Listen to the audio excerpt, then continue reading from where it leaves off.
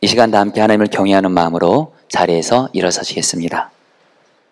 오늘 우리에게 주시는 하나님의 말씀은 시편 112편 1절로 10절 말씀입니다. 할렐루야! 주님을 경외하고 주님의 계명을 크게 즐거워하는 사람은 복이 있다. 그의 자손은 이 세상에서 능력 있는 사람이 되며 정직한 사람의 자손은 복을 받으며 그의 집에는 부귀와 영화가 있으며 그의 의로움은 영원토록 칭찬을 받을 것이다. 정직한 사람에게는 어둠 속에서도 빛이 비칠 것이다. 그는 은혜로우며 긍휼이 많으며 의로운 사람이다. 은혜를 베풀면서 남에게 꾸어주는 사람은 모든 일이 잘 될 것이다. 그런 사람은 일을 공평하게 처리하는 사람이다. 그런 사람은 영원히 흔들리지 않을 것이다. 의로운 사람은 영원히 기억된다. 그는 나쁜 소식을 두려워하지 않으니 주님을 믿음으로 그의 마음이 굳건하기 때문이다. 그의 마음은 확고하여 두려움이 없으니 마침내 그는 그의 대적이 망하는 것을 볼 것이다. 그는 가난한 사람들에게 넉넉하게 나누어 주니 그의 의로움은 영원히 기억되고 그는 영광을 받으며 높아질 것이다. 악인은 이것을 보고 화가 나서 이를 갈다가 사라질 것이다. 악인의 욕망은 헛되이 꺾일 것이다. 아멘. 이제는 덥다 못해서 아주 뜨겁습니다. 날씨가. 아마 가장 뜨거운 날에 주일 예배를 드리는 날이 될지도 모르겠습니다. 다음 주일이 어떨지 모르겠지만, 그러나 오늘 기억되기를 뜨거운 날씨로 기억되기보다 아주 뜨거운 은혜로 기억되게 되기를 축복합니다. 여러분에게 좀 생뚱 같은 질문을 좀 드려보고 싶습니다. 그러나 마음으로 대답하시기 바랍니다. 여러분은 복 있는 사람입니까?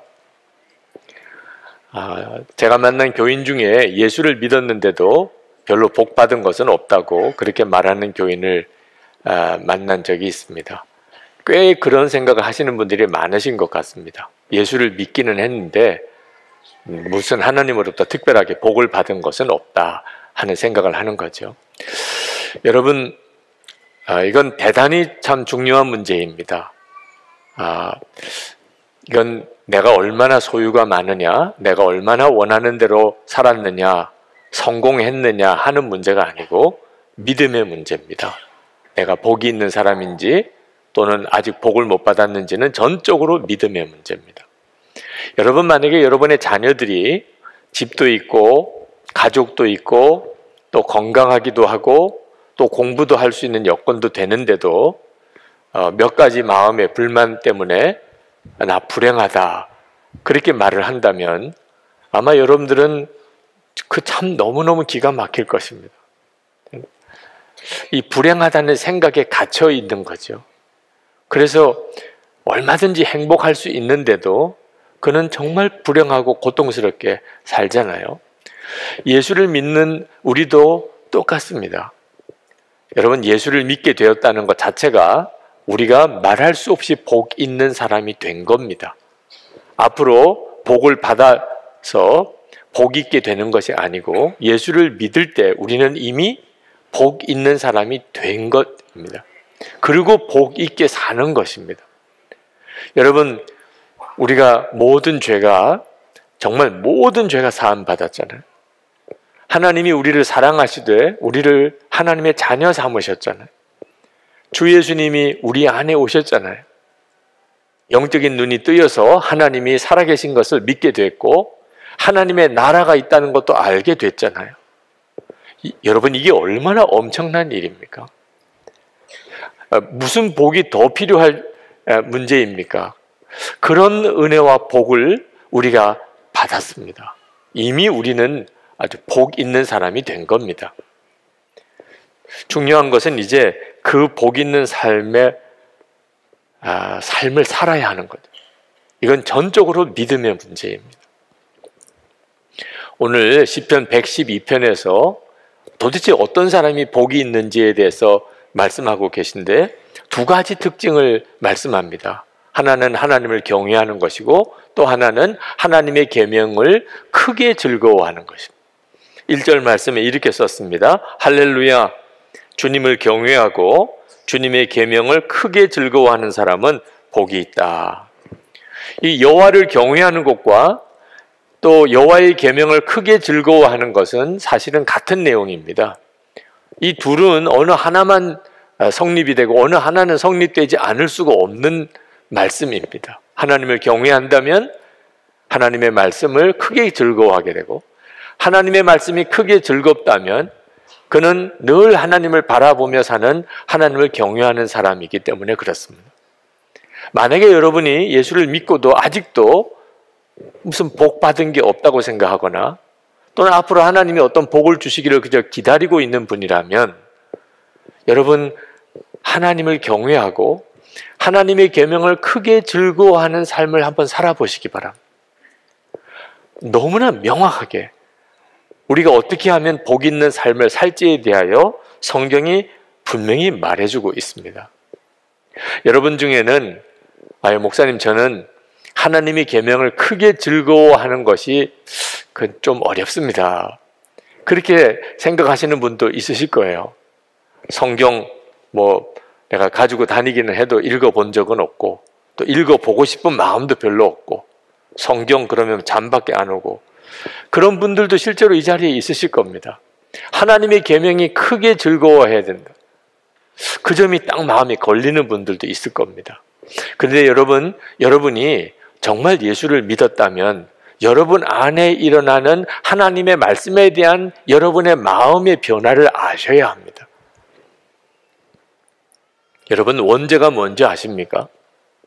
하나님의 말씀을 버리고 마귀의 말을 따른 게 원죄입니다. 하나님께서는 아담과 하와에게 선악과를 따먹지 말라, 그러면 정령 죽을 것이라고 말씀하셨습니다. 근데 마귀는 아담과 하와에게 선악과 따먹으라, 그러면 너가 하나님처럼 될 것이라. 그때 아담과 하와가 하나님의 말씀을 버리고 마귀가 주는 말을 들은 것이 원죄입니다. 우리는 우리 안에 원죄가 있어서 하나님의 말씀에 대해서 처음에 마음에 끌리지 않고 부담스럽기만 하고, 하나님의 말씀은 나를 오히려 힘들게 한다는 생각이 있습니다. 우리 속에 그런 생각이 있어요. 그래서 여러분 중에는 성경 한 번도 제대로 보지 못한 분, 또 보고 싶은 생각도 의욕도 없으신 분도 있으실 거예요. 근데 이제는 분별할 줄 알아야 합니다. 하나님의 말씀에 대해서 내가 거부감이 들고, 하나님의 말씀은 너무 나를 답답하게만 하고 매력도 없고, 하나님의 말씀대로 사는 건 나를 구속하는 것만 같이 느껴지는 것이 얼마나 심각한 문제인지, 이것이 바로 원죄구나, 이 사실에 대한 분별을 분명히 가지셔야 합니다. 그래야 그 생각에 따라가지 않게 되는 거죠. 여러분이 예수님을 정말 믿으셨다면 여러분 안에 하나님의 말씀에 대한 생각에 변화가 일어난 것 너무나도 당연한 일입니다.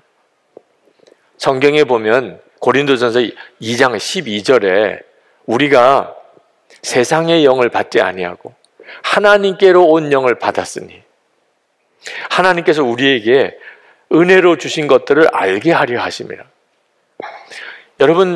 여러분의 마음 속에 하나님의 말씀에 대한 갈망이 있는지 없는지를 한번 확인해 보세요.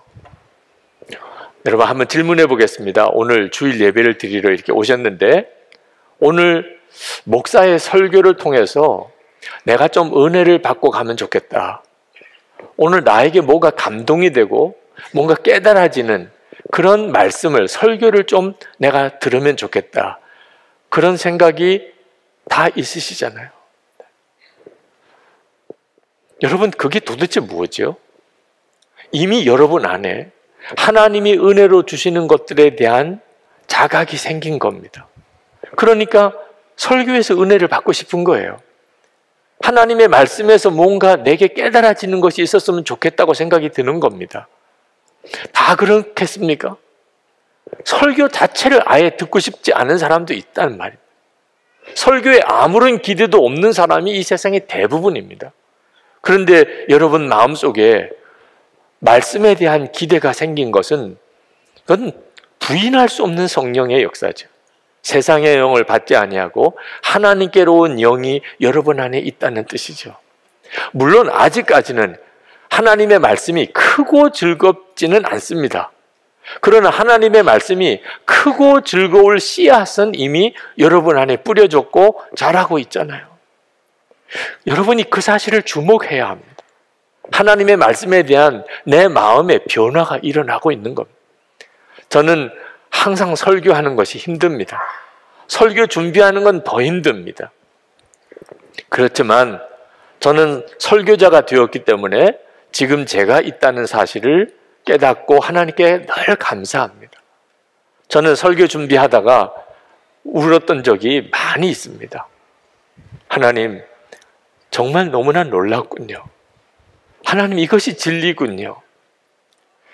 무슨 설교를 했다고 무슨 사례를 주지 않아도, 또는 많은 사람이 모여서 제 설교를 듣지 않아도, 심지어 제가 설교했던 내용 때문에 누가 나에게 돌을 던진다 하더라도 하나님 충분합니다. 말씀을 준비하면서 깨달은 은혜가 너무나 놀라워서 저는 설교할 때마다 제가 가장 먼저 은혜 받는 자고 제가 가장 많은 은혜를 받은 자라는 사실에 대해서 때때로 성도들에게 미안할 때도 있습니다. 우리가 말씀을 잘 몰라서 그렇지 하나님의 말씀을 읽고 묵상에 들어가다 보면 정말 설명할 수 없는 기쁨이 이 말씀 속에 있습니다. 여러분 모두가 다 그 복을 받은 사람입니다.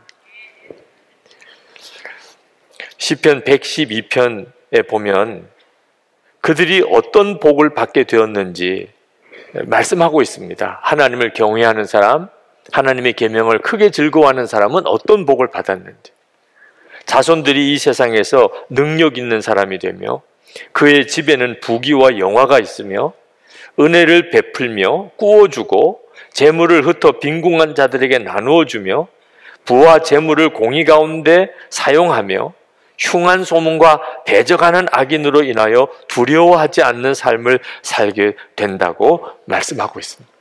정말 부러운 거죠. 누구나 다 이렇게 살고 싶겠죠. 근데 여러분 오늘 이 복이 있는 사람이 어떤 사람인지 대한 말씀 중에 우리가 진짜 주목해 보아야 될 구절이 있습니다. 부귀와 영화를 누리고 자식들이 잘 된다는 것. 거기에 초점을 두시면 안 됩니다. 그것은 이 세상의 짝퉁 복음, 짝퉁 행복에도 보장해 준다고 우리를 미혹하고 있는 내용들입니다.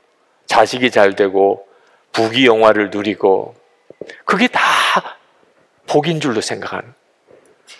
진짜 복은 그것 가지고 분별하기 어렵습니다. 진짜 복이 뭔지 오늘 말씀에 세 부분이 뚜렷하게 우리 가운데 우리의 생각을 사로잡습니다. 첫째가 정직하고 의로운 사람이 되는 것입니다. 2절, 4절 말씀에 보면 정직한 사람이라고 표현하고 있고 4절, 6절에 보면 의로운 사람이라고 말을 합니다. 항상 하나님을 바라보고 하나님을 경외하는 사람은 정직하고 의로운 사람이 될 수밖에 없는 거예요. 부귀영화를 누리고 그 자식들이 잘 됐다고 그 사람이 정직하고 의로운 사람이라는 보장은 없습니다. 우리에게 있어서 더 중요한, 복이 있는지 없는지에 대한 더 중요한 기준은 정직하고 의로운 사람이 되었느냐 하는 것입니다. 어느 초등학교에 시험을 보는 시간, 시험 치는 시간인데 선생님이 이제 감독을 하고 아이들이 시험을 봅니다. 그런데 그 반에서 제일 공부 잘하는 아이, 늘 1등 하던 아이가 그날 한 문제에 답을 알지 못하고 쩔쩔매고 있었습니다. 근데 옆에 있는 아이가 늘 시험 볼 때마다 이 아이의 답안지를 베껴서 시험을 보던 아이가 있었습니다. 이 아이가 보니까 자기가 늘 보고 베끼는 아이가 한 문제를 답을 못 쓰고 있는 겁니다. 근데 이 아이는 공부는 못해도 정보력은 대단합니다. 그래서 두루 살펴보니까 정답이 뭔지를 알았어요. 그래서 이제는 은혜를 갚아야 될 때라고 생각이 들어서 계속 그 아이 보고 자기 답안지를 보라고, 내가 답을 알았으니까 보고 써. 이 아이가 아니야, 난 안 볼 거야. 선생님이 이제 그런 실랑이를 하는 것을 보게 됐어요. 자, 선생님 마음이 어떻겠습니까? 지금 뭔가 저 아이가 답답한 게 있는 모양인데 그 옆에 아이가 자꾸 자기 답안지 보라고 그러는데 안 보겠다고 자꾸 버티는 그 아이를 이렇게 주목해 보죠. 그렇지, 내가 늘 저 아이를 그렇게 생각했지. 그런데 시험 끝나기 바로 직전에 그만 그 아이 답안지를 보고 컨닝을 하는 겁니다. 선생님 마음이 철렁 내려앉았습니다. 근데 시험지를 거두는데 다른 아이들은 다 시험지를 내고 나가는데 이 아이만큼은 마지막까지 고개를 숙이고 가만히 있다가 맨 마지막에 시험지를 들고 나오면서 아이가 울면서 선생님, 저 빵 좀 주세요. 저 한 문제 컨닝했어요. 선생님이 그 아이를 와락 끌어 안아줬대. 너 정말 복이 있는 아이구나. 여러분, 이제는 분별할 줄 알아야 됩니다. 복은 하나님이 주시는 것. 하나님은 우리를 너무나 잘 아십니다. 진짜 복이 있는 사람은 정직한 사람, 의로운 사람입니다. 여러분이 이 점에 대해서 분명하셔야 합니다. 아, 내가 복이 있는 사람이 되었는지 아닌지도 분별할 줄 알아야 되고 도대체 무엇이 복이 있다는 건지도 정확히 이해해야 합니다. 두 번째가 5절 말씀에서 나옵니다. 5절 말씀을 보면 은혜를 베풀면서 남에게 꾸어주는 사람은 모든 일이 다 잘 될 것이다. 복이 있는 사람의 특징은 어려운 사람을 도와주는 것입니다. 남에게 꾸어주는 것입니다. 그 사람이 복이 있는 사람입니다. 왜냐하면 자기가 복이 있으니 자기는 받을 사람이 아니고 줄 사람이라고 하는 생각이 분명한 겁니다. 나는 하여튼 도와줘야 되는 사람이야. 왜? 하나님이 내 아버지시니까. 내게 복이 있으니까 나는 도와줘야 되는 사람이라는. 왜 내게만 달라고 그러냐? 왜 내게만 도와달라고 그러냐? 그런 마음이 아니에요. 내가 복이 있으니까 당연히 그렇지. 여러분, 이건 정말 굉장히 놀라운 일입니다.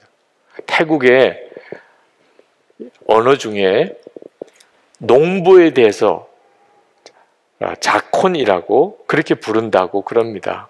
근데 이 자콘이라는 단어의 뜻은 가난한 운명을 타고난 이라, 그런 뜻입니다. 그러니까 태국의 농부들은 가난한 운명을 타고났다고 생각하는, 왜? 자기가 자콘이니까. 그래서 가난이 대를 이어 내려가는 겁니다. 왜? 우리는 가난의 운명을 타고난 사람들이니까. 생각이 얼마나 무서운 줄 아십니까? 안희숙 여사가 쓴 죽으면 죽으리라고 하는 간증책에 보면 일제시대 때 신사참배 거부하고 감옥에 갇혔을 때, 그때 그 감옥에서 자기도 힘든데 그 흉악범들, 온갖 죄를 짓고 같이 수용되어 있는 그 사람들을 정말 지극정성으로 섬겼던 이야기를 그가 쓰고 있습니다. 얼마 주지 않는 밥마저도 그것을 덜어서 더 먹고 싶은 사람들에게 나누어주며 그렇게 지냈던 거예요. 그러면서 그가 간증하기를 자기가 감옥에서 어려운 사람들, 그런 사람들을 도와주면서 자기 영혼이 살았다는 거예요. 그 감옥 생활 중에 자기가 영적으로 침체되지 않을 수 있었다는 거예요. 도와주면서 자기가 살았다는 거예요. 여러분, 어떻게 그럴 수 있죠? 믿음 때문입니다. 나는 도와줘야 될 사람이야. 자기 자신도 지금 감옥에 갇혀있는 죄수면서 거기서도 나는 도와줘야 될 사람이야. 복이 있는 사람이니까. 나는 하나님의 딸이니까. 그게 안희숙 사모님을 놀랍게 바꾼 거예요. 그 감옥 생활 중에.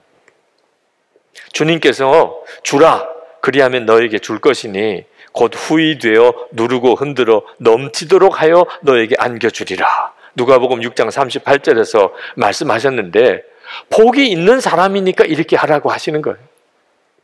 복이 없는 사람에게 어떻게 이렇게 말씀하실 수 있겠어요? 중국을 가보면 중국은 진짜 큰 나라구나 하는 것을 실감합니다. 일본을 가보면 일본은 정말 깨끗한 나라구나. 어쩌면 이렇게 정리정돈 완벽한 나라가 될 수 있을까 감탄이 됩니다. 강대국이죠.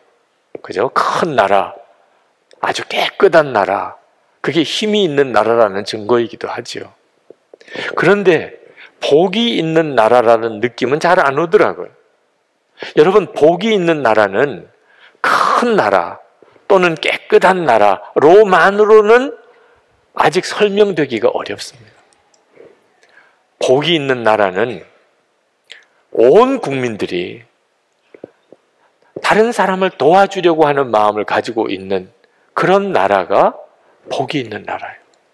중국을 가보고 일본을 가보면 참 이 나라들이 강대국이구나 하는 것은 알겠지만 복이 있다고 느껴지지 않는 것은 국민들의 마음속에 다른 사람을 도와야 되겠다, 어려운 사람을 도와야 되겠다, 다른 나라를 도와야 되겠다 이런 의식이 없으니까 그런 거예요. 여러분, 우리나라가 복이 있는 나라가 되려면 어떻게 하면 됩니까? 우리나라의 국민의 20%가 기독교인입니다. 예수를 믿는 우리들이 진짜 복이 있는 사람이 되면 앞으로 복을 받고 싶은 게 아니고 이미 복이 있는 사람이 되어 복이 있는 사람으로 살면 어려운 사람 도와주는 게 우리의 일이에요. 그게 우리가 해야 될 사명이에요. 이렇게 우리가 살기 시작하면 우리나라는 정말 복이 있는 나라가 되는 겁니다. 저희 교회가 이 큰 예배당 건축 때문에 건축 부채가 아주 많이 있습니다. 처음에 이 예배당을 다 짓고 난 다음에는 상상할 수 없을 정도의 건축 부채가 있었고 이자도 제대로 갚기가 어려울 만큼 계속되는 위기 상황을 보내야 됐습니다. 그런데 하나님의 은혜로 교회가 힘을 얻어서 이제는 이자 정도는 능히 갚을 수 있겠다, 그런 단계가 됐습니다. 그때가 2012년이었던 것 같습니다. 이제는 이자 문제 때문에는 더 이상 걱정하지 않을 정도로 교회가 컸습니다. 물론 원금 부채는 여전히 많이 있지만, 근데 그때 하나님께서 제 마음속에 어떤 마음을 주셨냐면 분립개척을 시작하라, 그런 마음을 주셨습니다. 교회 하나를 분립개척하려면 상당한 재정도 들고 교인도 같이 가야 합니다. 우리 교회가 아직도 부채 원금을 제대로 갚지도 못하고 있는데 지금부터 이렇게 분립개척을 하면 이거 부채는 언제 다 갚아요? 그런 생각이 당연히 들만도 한데 제 마음속에는 마치 그게 너무너무 행복한 일처럼 그런 갈망이 일어나는 겁니다. 그래서 이것은 하나님이 주시는 생각이라는 생각이 들었어요. 사람의 본성으로는 그럴 수가 없는 거죠. 그래서 2013년 장로님들이 다 함께 동의해 주셔서 분립개척교회를 시작을 했습니다. 올해 이제 올해는 또 하나님이 2교회를 분립개척하게 하셔서 이제 7번째 교회까지 우리가 분립개척을 준비하고 있습니다. 그 일이 제 마음에 기쁘고 감사한 이유는 우리가 복이 있는 사람의 믿음을 가졌구나 하는 것 때문에. 우리 교회 부채 문제 여전히 우리에게도 과제입니다. 그러나 우리는 믿습니다. 하나님이 우리의 아버지시니까. 이 교회가 주 예수님의 교회니까. 주님이 능히 우리의 문제를 다 책임져 주셨다고 믿습니다. 우리가 할 일은 주는 거죠. 주님이 그렇게 말씀하셨잖아요. 주라. 그러니 우리는 힘을 다하여 주는 거죠. 세 번째로 진정으로 복이 있는 사람의 특징이 두려움이 없다는 것입니다. 6절에 그런 사람은 영원히 흔들리지 않을 것이다. 7절에 그는 나쁜 소식을 두려워하지 않으니 주님을 믿음으로 그의 마음이 굳건하기 때문이다. 많은 성도들이 하나님의 말씀대로 살지 못하는 이유가 뭔지 아십니까? 두려움 때문입니다. 내가 하나님의 말씀대로 살면 정말 하나님께서 나를 책임져 주실까? 내가 하나님의 말씀대로 순종하면 정말 하나님이 역사하실까? 그게 믿어지지 않으니까. 그러니까 하나님의 말씀대로 살 용기가 없는 겁니다. 하나님의 말씀대로 살지 못하니까 하나님이 역사하실 수가 없는 것이에요. 그런데 복이 있는 사람은 하나님을 믿습니다. 하나님의 살아계심을 압니다. 여러분, 우리가 하나님의 계명을 크게 즐거워하는 비밀은 좋으신 하나님을 믿기 때문에 그렇습니다.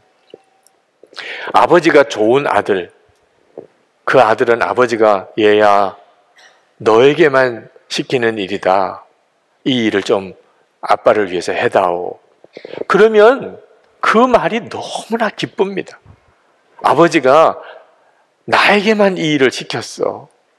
형도 있고 동생도 있는데 나에게만 시켰어. 그게 오히려 기쁨이에요. 아버지가 좋으니까. 근데 아버지가 좋은 느낌이 없는 아들은 얘야 너에게만 시킨다.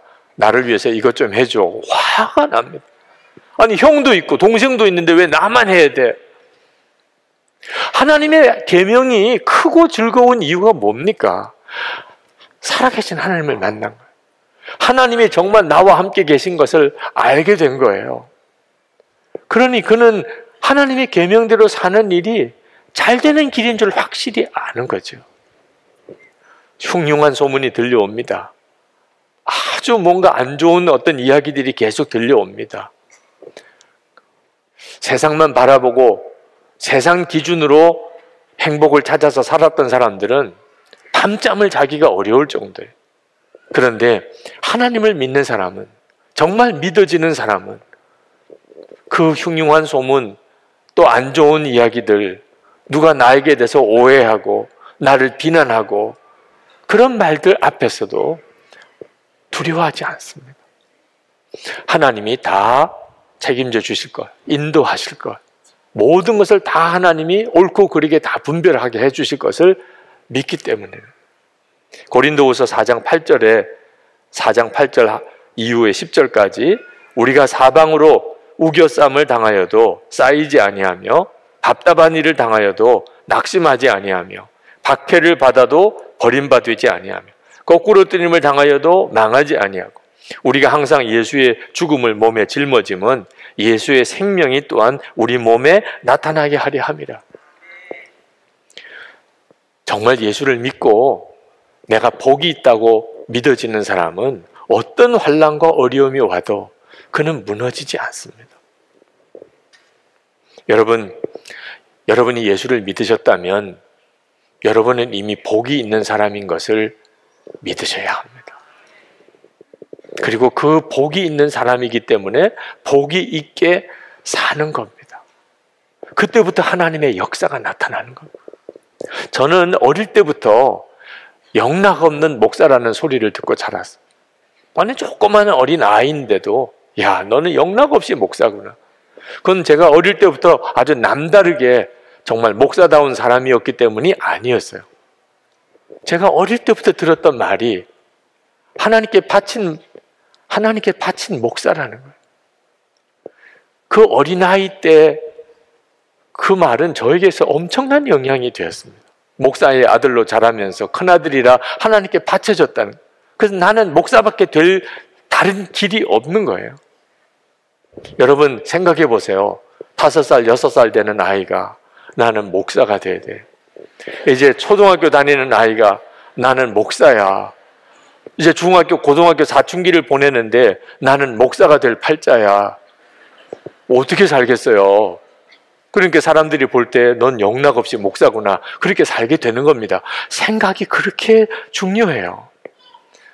여러분 그렇다면 여러분이 나는 하나님의 사랑하는 자녀야. 하나님이 내 아버지셔. 나는 이미 정말 말할 수 없는 복을 받았어. 나는 주는 사람이지 받는 사람 아니야. 나 어떤 것도 이제 두렵지가 않아. 여러분이 그런 마음과 생각을 가지고 산다면 여러분의 인생이 어떻게 변할까요? 이건 너무너무 중요해요. 나는 복도 못 받았어. 예수를 믿고도 그렇게 생각에 빠지면 안 됩니다. 오늘 말씀을 다시 한번 같이 읽어보면 좋겠습니다. 1절 말씀 다 같이 읽겠습니다. 할렐루야! 주님을 경외하고 주님의 계명을 크게 즐거워하는 사람은 복이 있다. 아멘. 여러분에게 정말 말씀의 부흥이 임하여서 하나님의 계명이 크게 즐거워하는 역사가 일어나게 되기를 축복합니다. 제2차 대전 때 영국의 맥도널드 목사님, 그분이 군인으로 참전을 했을 때 그때 독일군의 포로가 되어서 포로 수용소 생활을 했습니다. 근데 하루는 새벽에 친구가 다 급히 깨우더래요. 그래서 무슨 일이냐 그랬더니 그들이 오고 있다는 거예요. 이 친구는 기술자인데 그 수용소에서 라디오를 조립해가지고 그래서 그 바깥에 뉴스를 라디오로 듣고 그 포로들에게 이렇게 전해주는 역할을 했습니다. 그런데 노르만디 상륙 작전 성공했다는 BBC 뉴스를 들은 거예요. 그들이 온다는 것, 이건 그들에게, 포로들에게는 암호입니다. 연합군이 이제 진격에 온다는 뜻입니다. 그 새벽에 수용소에 있는 모든 사람에게 전해졌어요. 그들이 온다, 그들이 온다. 그들이 왔다는 거예요. 아침에 그 운동장으로 포로들이 나와서 춤을 추면서 기뻐합니다. 외치기를, 그들이 왔다는, 그들이 온다는 것입니다. 그 모습을 지켜보는 막루에 있는 독일군 병사들, 총뿌리를 그들에게 겨누고 있는 그 병사들이 볼 때는 완전히 미친 사람, 집단적으로 미쳤구나, 그렇게 생각하면서 그 연합군 포로들이 그렇게 기뻐하고 소리 지르는 것을 보고만 있었다는 거죠. 여러분, 이것이 예수 믿는 우리들 이야기예요. 정말 우리야말로 그렇습니다. 우리는 주님이 오셨다는 사실을 알잖아요. 주님이 내 마음에 임하셨잖아요. 정말 그분이 오셨잖아요. 우리는 하나님의 나라가 있다는 것도 알잖아요. 하나님의 말씀의 성경 속에 너무나 놀라운 복음이, 하나님의 계획이, 하나님이 역사하실 일들이 다 기록되어 있다니까. 정말 춤을 추면서 기뻐할 일이죠. 세상 사람들이 볼 때는 완전히 미친 사람 같이 여겨질 정도. 여러분, 바로 그 믿음 때문에 우리가 세상에 정직하고 의로운 사람으로, 그리고 주고 또 주는 사람으로, 그리고 세상 어떤 일들로 인하여도 두려워하지 않는, 그래서 끝까지 하나님의 말씀대로 살아갈 수 있는 사람이 되는 것입니다. 오늘 이 시간 여러분에게 그 은혜가 있기를 축복합니다. 여러분 모두가 다 정말 복이 있어 복 있는 자의 삶을 살게 되기를 축원합니다. 우리 기도하실 때 하나님, 저에게도 말씀의 부흥을 주소서. 말씀이 크고 즐거워지게 해주소서. 하나님께서 말씀을 통해서 우리에게 보여주신 하나님의 놀라운 복음으로 인하여 기뻐하며 뛰며 하나님의 말씀대로 사는 자가 되게 해 주옵소서. 정직하고 의롭고 끊임없이 다른 사람에게 주는 자로 살고, 그리고 두려움이 없는 삶을 살게 하소서. 우리 다 같이 통성으로 기도하겠습니다. 은혜와 사랑에 충만하신 하나님, 놀라우신 하나님의 은혜를